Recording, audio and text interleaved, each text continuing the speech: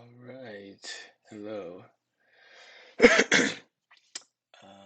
So I'm going to go through a couple of the value line problems from the financial ratios. Um, so all of this information I got from the um, Illumina income statement and balance sheet and cash flows from the NASDAQ website. So the first financial ratio, revenues per share, for all of the shares, I'm using 146 million, which is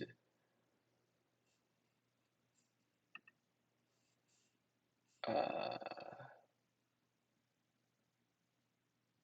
was that from?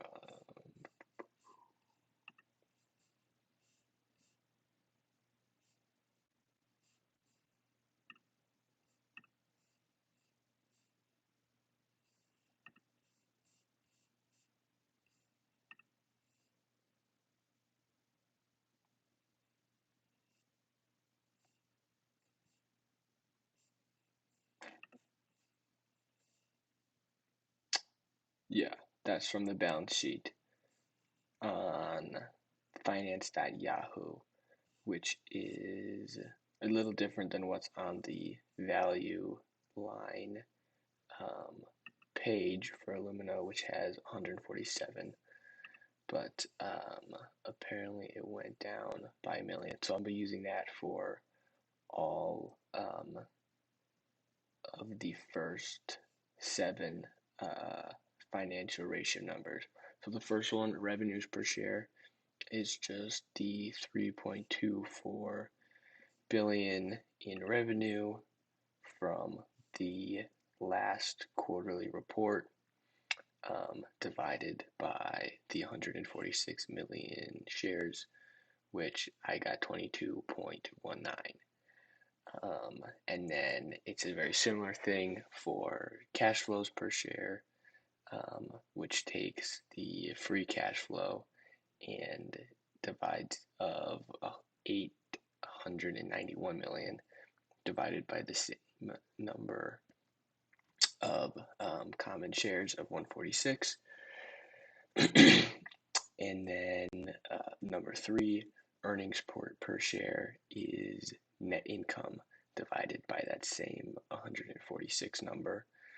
Number 4 is not applicable for Illumina because they do not have dividends. And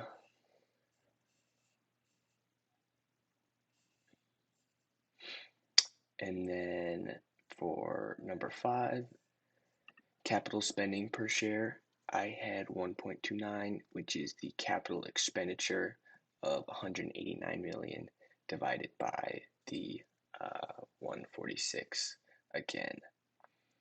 And then the last one, number 6, book value per share, which is net worth.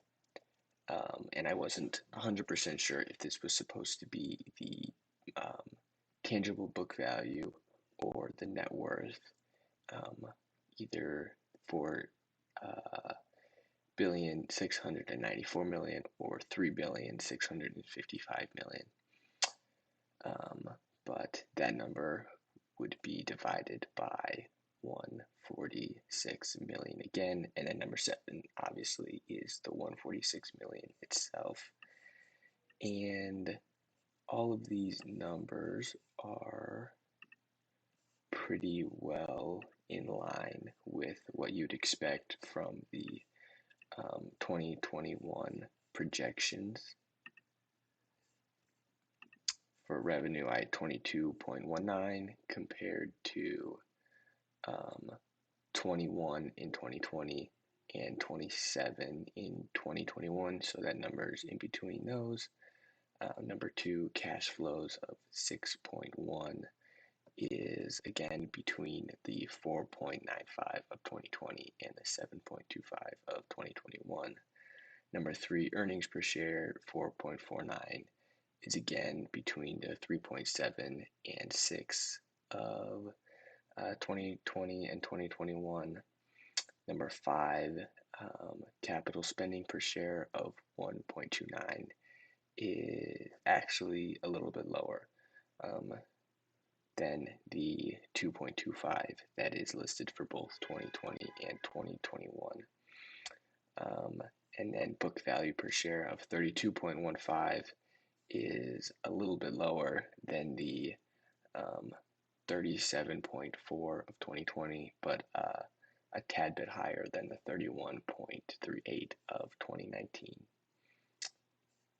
So yeah, that's a little bit about how I did some of the problems in the value line part 3 problem set.